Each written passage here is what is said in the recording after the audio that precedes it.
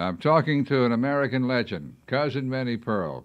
Been on the Grand Ole Opry for 50 years as of November the 7th. Yes. Correct? Mm-hmm. But in January, when Hal Durham asked me about this celebration, we checked, and the 7th was not on a Saturday night, so we chose the 3rd. Well, that's fine. How were you selected to be on the Grand Ole Opry in the first place? On WPA in my hometown of Is that a radio station? Oh, well, hardly. But it was a government program to give people jobs, wasn't it? Yeah, and it had a lot of phases that people didn't know about. You know, they think of WPA, of all the jokes about these guys leaning on shovels on the side of the road and just doing manual labor on WPA, building buildings that are still some of them around. But there were a whole lot of things that people did on WPA. They did theatrical work, they did recreational work. That's what I did. I had a recreation room in my hometown. And every afternoon at 3 o'clock when school let out, they'd thunder up those steps, the children would, to my recreation room. The equipment I had in the WPA recreational room was furnished by the federal government. It was very, at that point, it was very high-tech equipment for children to play with. And they'd come to my recreation room because they didn't have anything like that at home. And they had all kind of games and all kind of equipment, and we would go to seminars, those of us who worked around Middle Tennessee, and learn how to entertain young people in leisure, you know, just recreation. Were you a babysitter? Kind of. Kept the children off the street. Did you try to teach them anything? We were supposed to teach them a certain amount of coordination. Well, I guess I'm digging around here in something else. I understood that at one time you taught drama. Oh, I did. I taught dramatics and dancing, but this was not the time. Although I was cheating and teaching on the side, which I wasn't supposed to be doing. If you worked on WPA, you got $50 a month. Okay, now, did you, I assume to get on the Grand Ole Opry, to be invited to come on and do comedy, you must have had a local reputation as a comedian. Well, yeah, I did. And I had already, the Lions Club had a minstrel, which I had directed, which I had been doing on the road. I'd been directed. You know, minstrels were very big then, blackface minstrels, and that passed out of existence years ago, but at that point, during the 30s, that's what I was doing. And it's hard to explain the kind of work I did, but I was teaching dramatics and dancing on the road. And I was a woman of great energy. I look back on it now, and I realize that not many people, men or women, had as much energy as I had. I taught, when I go into a town, stay 10 days, I taught dancing all afternoon and dramatics at night with local people. Then in the morning, I would go to neighboring towns and get ads for the program. And that's why my feet are so narrow. Why are your feet so narrow? Like Roy says about the Hee-Haw girls, they got little feet. You can't grow things in the shade. But the people didn't want to advertise in these programs that I was going to give away at the play I was producing, the musical comedy I was producing. And, well, they might not want to, because the play was one night or 2 nights, depending on how the contract read on that town, and I'd have these programs printed, and you'd say you had a business, you'd buy $5 worth of advertising space on that program. Well, that program wasn't used but 1 or 2 nights, and it was not a good investment. And I had to sell you on the idea that it was a good investment. You had to sell the program. I had to sell, yeah. Getting back to the Opry, why did the Opry want you? Well, there had been a couple of ladies, Sadie and Sally, who were the only women on the Opry for a couple of years there in the late 30s, and they played country comedy, and they wore country wardrobe. I think one of them wore a bonnet. I'm not sure if both of them wore a bonnet. As I said, I was out of this area. I didn't know anything much about the Opry. And Sadie and Sally did comedy. Then they had some sort of situation arise where they left the Opry, and the Opry was without a woman comic, or actually without.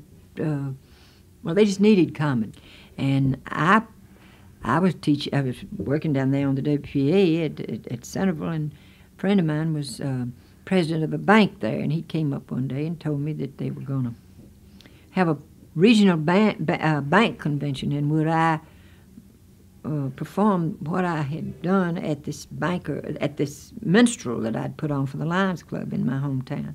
I'd do anything to make extra money as long as it was decent. I needed it. Of course, everybody says, "Oh, well, you weren't any different from anybody else." Everybody needed money during the Depression, but it was critical money. Although I'll say the groceries were cheap, and I'll say the clothes were cheap, when you stop and look back on it, it still was a scary time for me, because I had mother to support, and nobody had any money in my family. Nobody had any money anywhere much, and they asked me to perform at this banquet, and I did, and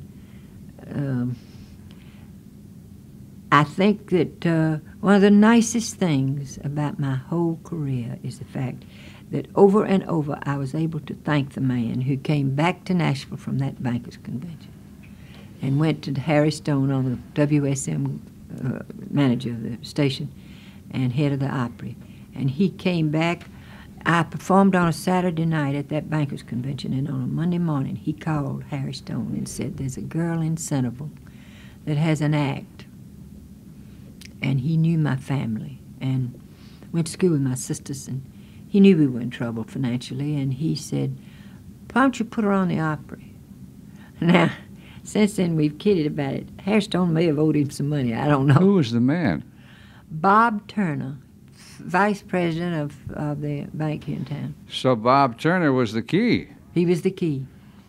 To begin with, I didn't have a costume at that point that I used regularly. I had a costume I'd used the first professional appearance I made, but coming on there in studio, you don't know the old station. Yes, you do. That's where you work. Mm-hmm. Well, I did my audition in Studio A. You remember there was A, and then there was B, and the big studio was Studio C, right, where the Opry was for a while, back in the old days, in 1925. But I was there at Studio A, and 5 men were standing there giving me the audition and giving me nothing more. Just looking. Just looking. And talking to themselves behind the glass partition where the engineers sat. And they didn't think I was funny. And I can understand why. If they didn't think you were funny, how did you get the job? Well, I guess 1 or 2 of them might have thought I was funny. Yeah, They persuaded the others. But when I finished, they said, "Now you come up here on Saturday night for the Opry, and you have a costume." I said, "Yes, sir." They said, "You come up here at 10:30 and go on the 11:05 section." It's Crazy Water Crystals, I found out afterwards. Mineral Wells, Texas. I was the sponsor. How did you go over that first night? How did they receive you? Well, I've talked a great deal, of course, about this in this last couple of weeks. I had nothing to compare it to. I'd never been before. All right. Were you dressed in the kind of dress you wear today? Did you have the hat? I had the hat and a cotton dress and white cotton stockings. Did the hat have a price tag even? No, it didn't have a price tag. That came later by accident. I put some flowers on the hat and left the price tag on it. It fell off and people made fun of it, and I just left it. But So you had a straw hat, though. I had a straw hat. What, a little flowery summer dress? No, I had a yellow dress. And afterwards I was working somewhere up east on a 5-a-day vaudeville circuit, the Keith or the Warner, in the 40s, and this old vaudeville man came to me, and I was still wearing that yellow dress. He said, "Don't you have sense enough to know that yellow is bad luck in show business?" I didn't know that. I didn't either. I said, "No." It's always worked for you. He said, "You better change that yellow dress." And I said, "Never." I said, "I'll keep it the rest of the time." But then as television came in, I started wearing different colored dresses. But then through a series of events, the costume changed. It was organdy at first. Now we have drip dry. I'll ask you a question that has been asked of me so often. Was the transition from radio to television difficult? Yes, it's very difficult for me. If you work comedy on radio and you don't get a laugh, people hear you don't get a laugh. But if you work on television and don't get a laugh, they not only hear you don't get a laugh, they see you don't get a laugh. You said something on the air recently, and I was sitting on the panel. It was the night we saluted the Grand Ole Opry. Mm-hmm. And I was in Hal Durham's office the other day, and he said, "Minnie, have you seen your face? Did you see the replay of the Grand Ole Opry night that we saluted the Grand Ole Opry on Ralph's show?" And I said, "No." And he said, "Well, let me show you your face." Now, see, you can't control your face. You've had it happen. You look at your shows, and there's nothing you can do to control your face. That's the way it is with television when you don't get a laugh. There's a look comes over your face that is, like you say, "Oh no." You react to the fact that you, as we say in Now, I don't know what you're talking about, because I've watched you work long enough to know you laugh a lot, and you cover a lot with that laughter. If they're not laughing, you laugh and move on to the next gag. But what happened on that particular show? Well, there was what we would call in show business, in television, a blooper that you got into that you didn't mean. You said something that. What did I say?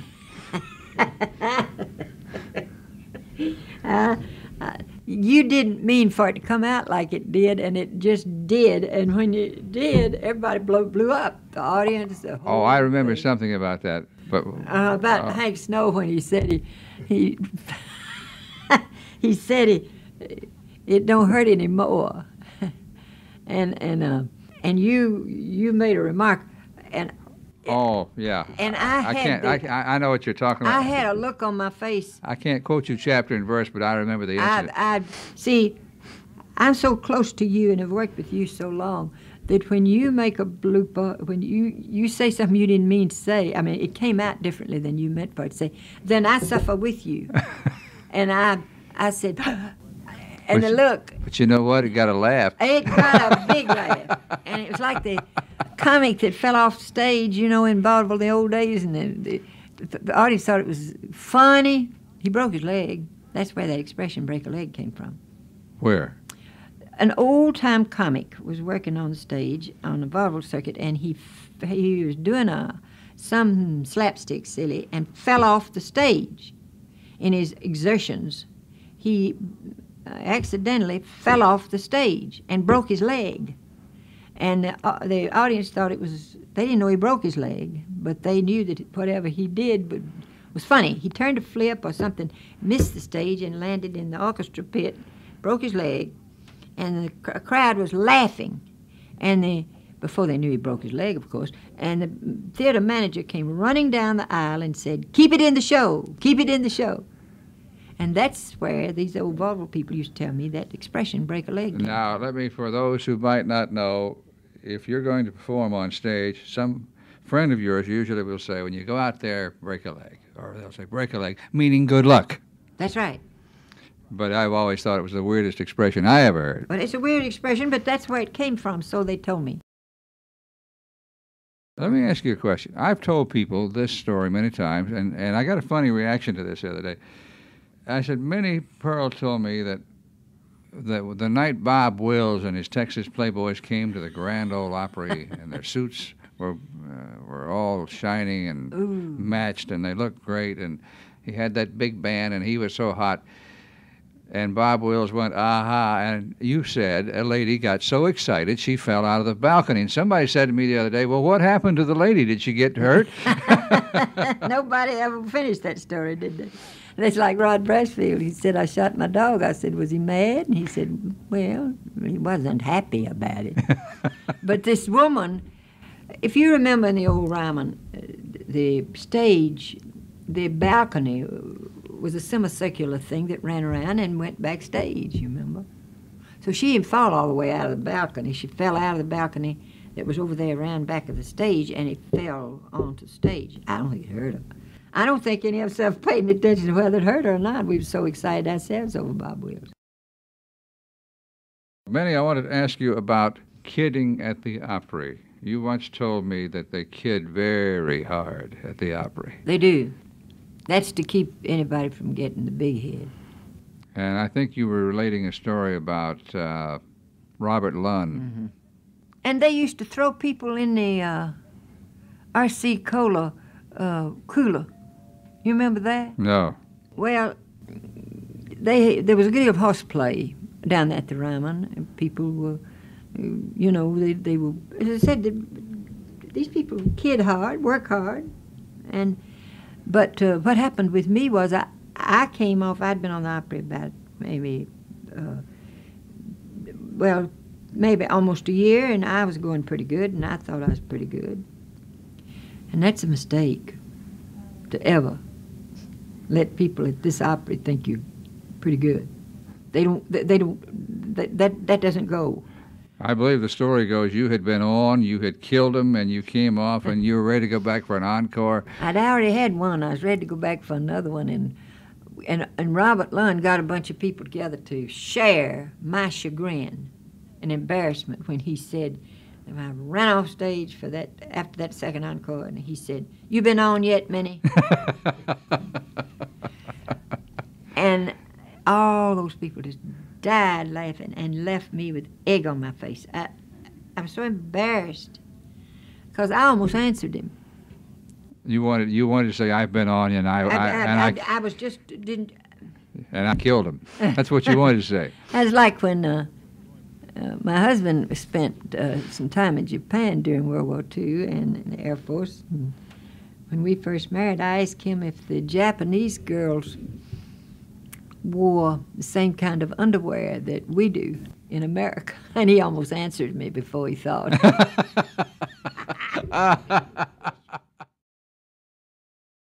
I want to talk about Minnie Pearl today. What do you do today? Well, I have all kind of activities. Still play tennis? I still play tennis, and not every day, but I play inside because I don't see as well as I did, and the light is I have glaucoma, and the light is pretty well controlled on. You play doubles? Only, yes. Okay, now are you I play bridge. Okay. I work crossword puzzles, and I read. I have read all my life. Do you confine your entertaining to the Grand Ole Opry, Hee Haw, and Nashville now? No, I do an awful lot of conventions. Are they basically here? Mm-hmm. And then I do occasional visits out of Nashville, but not as much as... See, I got off the road several years ago regularly. But I work a lot of some cancer seminars. I had cancer in 1985. Did you conquer cancer? We figure in dealing with cancer that I have been so closely associated with that we never consider a person completely cured. We speak of cured cancer persons, and that's a hopeful, happy way of looking at it.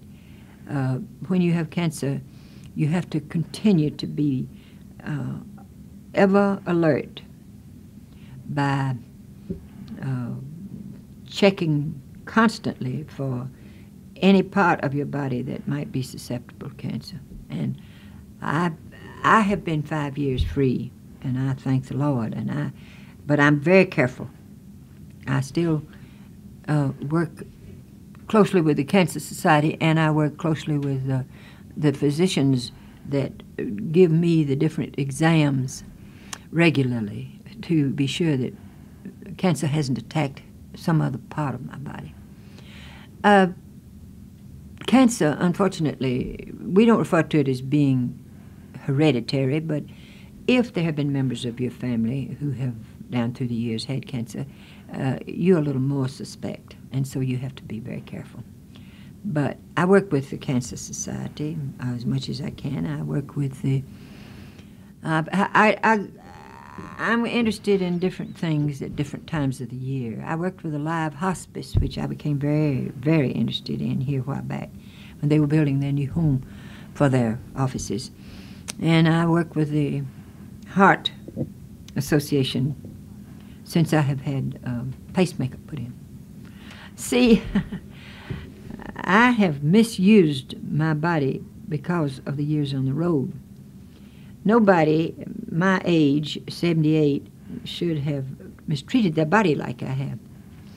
I didn't have proper rest. I didn't have proper diet.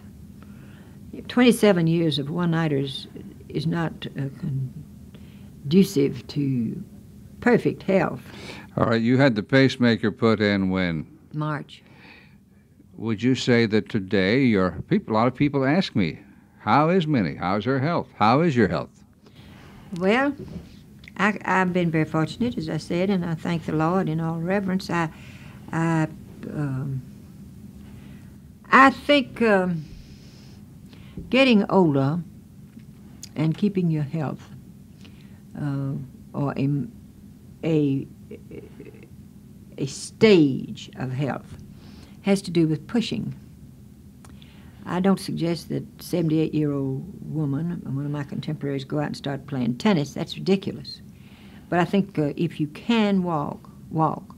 If you can swim, swim. Swimming is the best exercise in the world. I don't happen to be able to do that. But I do walk, and I do play tennis. Exercise is just so important, so important. And people just don't do it. We speak of the couch potatoes and laugh at it. It's not funny. People who don't take any exercise at all are endangering their health. The heart rate must be accelerated sometime during the day for you to be completely healthy. I think, I'm not any authority on it, but I just feel that exercise is necessary, and proper diet, and stress, of course. Now, you can't do anything about that in a lot of cases, but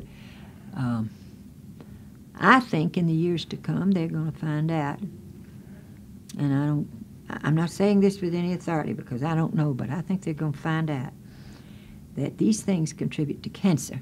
Stress, pollution, and diet, and lack of exercise. I'm very much interested in finding a cure for cancer, but prevention is more important to me than cure, because so far we don't have any cure, particularly in some of them. Now, some they've made bigger strides than others, but I think all of us are inclined to slack up, you might say, when we say, well, I'm 75 years old, I've done all I can do, and I've got a doctor who's pretty funny, and he says, the bed is the victim. I mean the enemy. You are the victim. People who get up in the morning, eat breakfast, and go back to bed and watch television, there are lots of people like that. Or they sit on a couch, where the couch potato came from. and watch television. Well, there's nothing wrong with watching television. You and I know that. They've got to keep us going. But at the same time, get that exercise in. And it's so hard to do. Yeah, it really is. I have a problem with that myself. It's boring. It is. Minnie, I want to talk about Nashville Now because that's very close to my heart, and you appear on Nashville Now regularly on the Nashville Network. How long have you had Nashville Now? Well, in March, the upcoming March of '91, 8 years. Really? And I've been there 6. And Minnie does a wonderful feature called Let Minnie Steal Your Joke. And people, the mail comes in by the ton. I'm curious about the kinds of jokes people send you. Do people send you dirty jokes? Yeah. They send me dirty jokes, have ever since we started. And what I can understand is that they'll describe themselves. They'll say, I am a woman, 87 years old. I live in so-and-so, small town, in the Bible Belt. And I think this is a funny joke. Nowadays, they say more than ever, they say, you may not be able to use this, but I know you'll enjoy it. So they're just trying to send you a personal communication. Yes. Do they send you, and you get a lot of repeat jokes? Yes. And oddly enough, I get a lot of jokes I've used myself for years. I mean, they send you your material? Yeah. That I've used for years and years and years. The greatest input, is it from men or women? Women. We have, when we first started now, of course the male has slacked off, which it does ordinarily your male may be still up. Men get more fan mail than women because women do more writing of letters than men. Now you take somebody like Reba McEntire or Barbara Mandrell, these girls that are so-called sex symbols, they'd get quite a good deal of men, I would think. I've never asked them. But women, as a rule, I mean, the boys, and you, all you boys get more. I love that, all you boys. Get more fan mail from women, because women have the time and the inclination. I also think women are more opinionated. Yeah, they are. Yeah, and if people have something they want to chew on for a while and they don't like something you're doing, they don't mind telling you. You don't get any complaints. Oh, I do, yeah. Some people misunderstand me. Sometimes I'll do something I think is funny and they think it's terrible. Well, but here's the thing that always tickles me about you. They feel like they own you. These women do. And they'll say, now, I don't like the way he's wearing a certain jacket they don't like, or some personal thing. Or it's your hair. Business, yes. That's your business, but it's not. It's their business. Because I don't know whether I agree with that or not. well, I don't either, but I'm just saying that's the way they feel. You come into their home, and you practically sit down on the couch by them. They feel so close to you, and they want you to be nothing but perfect in their eyes, and that's nice. Well, God knows I try. And they don't want to hear what Joy might have to say about some of the disagreements you all might have. Well, and probably Joy wouldn't want me to tell them anyway. Minnie, I want to know where you got the character. Where did Sarah Ophelia Colley meet Minnie Pearl? Where did you get the character? Where did I go wrong? No, where did you go right? Well, I said the Lord put that lady in my path. Who was that lady? Well, during that strange time in my life when I was putting on these amateur plays all over the country, the man I worked for was named Wayne P. Sewell out of Atlanta, and he would send each one of our there were 150 little girls, winsome coaches they called them, winsome directors. I never knew the word winsome used in anywhere but there. But I don't know what it means. I think it means, well, I don't know what it means. But anyway, there were 150 of us, and we all went out separately, all over the southeast. And we would go into a town and stay 10 days, work with a local organization, put on a musical comedy. Well, I got a route sheet, we called it. It was a blue route sheet, and it said, your next engagement is, and they said, Baileyton, Alabama, Baileyton. This was in 1936, in January. You will take a train to Cullman, Alabama, and you will take a taxi. Didn't have you drive it then. You will take a taxi to Baileyton. You will work with, and it gave the man's name, who was principal of the school. Now see, this promoter, this booker that Mr. Sewell had, would have already been in there and set this up 6 months ahead with that principal. But 9 times out of 10, he'd forgotten it, the principal had.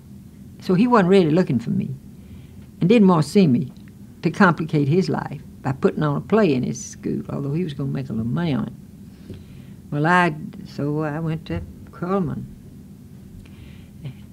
I have never seen such a blinding snowstorm and blizzard, and I got off of that train in Cullman in the mountains of northern Alabama. Now, here's something interesting. There's a real nice lady who's a historian. She is an invalid, and she lives in Baileyton. And during this celebration activity, I got in touch with her, and she knows more about this. She knows people who saw the play. And I'm going to go down there and talk to her when I get a chance. When everything. So you were a traveling actress. I was a traveling director.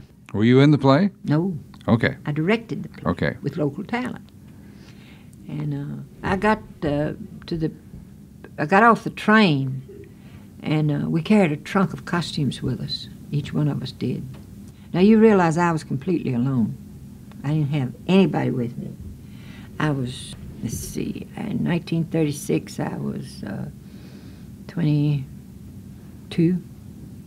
I was a kid. I didn't know anything. I'd been on the road with Mr. Sewell's company for about 2 years.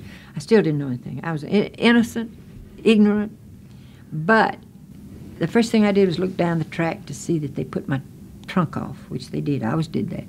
That's what we were trained to do. Look for that trunk. Be sure it's with you. Because it had the manuscripts for the play, the music sheets, and also the costumes for the choruses. I had choruses, taught the dancing. Oh, terrible. And when I got there, I realized that when that train pulled out, and I was left standing on that wind-swept, snow-swept, icy platform, I did not have but $7 in my pocket. Now you're going to say, well, that wasn't anything unusual in 1936. A lot of people didn't have but $7 in their pocket. It was during the Depression. We've talked about that. But it was scary to me because I had to get a taxi to go to Baileyton to get some food and lodging for the night in the snowstorm. Ain't no one solid soul in that community. Didn't know one solid soul but the name of this man in Baileyton. So I went in the old railroad station down in Tacoma, and there's an old man sitting back there. You've seen a million of them. Had his rubber bands on his sleeves to hold his cuffs back, and he had a green visor on, working the telegraph machine.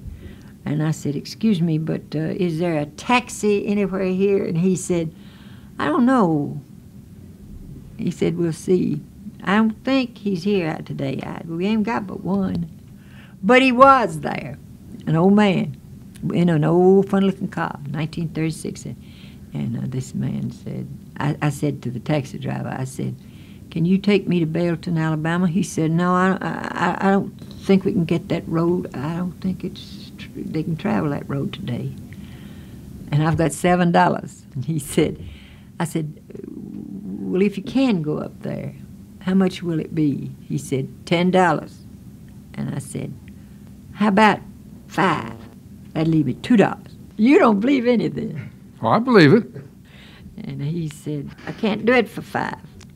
Well, Mr. Sewell had taught us one thing. Trade, bargain, barter. You know, don't. I hate to ask you, Minnie, what are you going to trade? Well, I don't know. I didn't have anything to trade. I was in trouble. But nobody knew it. I said, now here's the situation. He didn't have any fare coming up on a day like that. And I knew he didn't. And he was going to go home without any money. Now, what I figured was, if I could get him to take that $5, that's better than nothing. And I told him that. He said, all right, I'll take you for 5, but it ain't going to be easy. Because the road was impassable, practically, with ice and snow and everything. And we started up that road, 15 miles to Belton, Alabama. We got there, and finally, and it was getting dark, winter day, and it's old schoolhouse where I was supposed to put on play. And I have thought so many times I didn't tip him, but then I couldn't. Wish I could have found him afterwards and tipped him. He was a nice man. Took me up there. And I got there, and people were having a teachers' meeting. And they didn't want me. I said to the man that was principal of the school, I said, I've come to put on a play. He said, what play? And I said, The Flapper Grandmother. That was the name of the play. And I wouldn't remember that except that historian told me. I just got a letter from her. And she lives in Belton. And I said, I've got to have somewhere to stay. So he asked the teachers. Now, in those days, they built these WPA schoolhouses, and they built teacherages. A teacherage was a dormitory for the teachers. Well, it was full. So he discussed with these teachers, where could we put her? And this is the end of the story as far as I'm going. Somebody said, how about Mammy and Pappy Burden? And I said, they have a boarding house. Well, of course, it was a mountain town. It wasn't even a town. It was just a crossroads. And they said, no, they don't, but they take people in. Now, was Mammy Burton the inspiration for Minnie Pearl? Yes, sir. What was there about her? Well, to begin with, she was kind. That's very important. She didn't know what I was doing there. She didn't care. She saw a young woman standing. The principal took me down there to her cabin, and it was one of those mountain cabins that has a dog trot down the middle of it, and rooms on either side. And he went up to the back door, and he knocked on the door, and she came to the door. And he said, I have a young lady here who doesn't have anywhere to stay. And she looked at me and looked me up and down, and I was very obviously a city girl, you know. I looked like Belton. I wasn't dressed up, but I had on regular clothes, traveling clothes. And she said, where'd you come from? And I said, well, I was born and raised in Tennessee, but and he took over. He said, she's come to put on a play, and we haven't got anywhere to put her. And this old lady said, I never turned anybody away from my house. How was she at the time? Well, she was younger than I, of course, now. She was 70, and the old man was 75. Did she talk like Minnie Pearl? Yeah. She say howdy? No. She may have said howdy when she opened the door. I think the principal might have said howdy, Miss Burden. But so when you developed the character, you always thought of her. I do now. Minnie, thank you. It's nice to talk to you. Oh, it's wonderful to talk to you. In my senility, I repeat so much that I have a feeling that when I work with you, I'm apt to repeat. I don't mean to, and I hope you'll always stop me. Oh, I've enjoyed this. I always learn something new. Well, it's wonderful to have. What No, were you no. about to say? I don't know now. Henry will tell you that. You were about to say. You were about to flatter me, and I don't want to miss this. I think I've been truly blessed by the people that as I have said in the first of this interview, I think I've been blessed by the people I've known. And I think I'm blessed now by the association I've had with you and the association I've had with Roy Acuff and the members of the Grand Ole Opry and the association I've had with Hee Haw. Those people are very nice, and I love them very much. And there aren't many people that have brushed against as many lives as I have that have blessed them, and I do appreciate it. Very well put.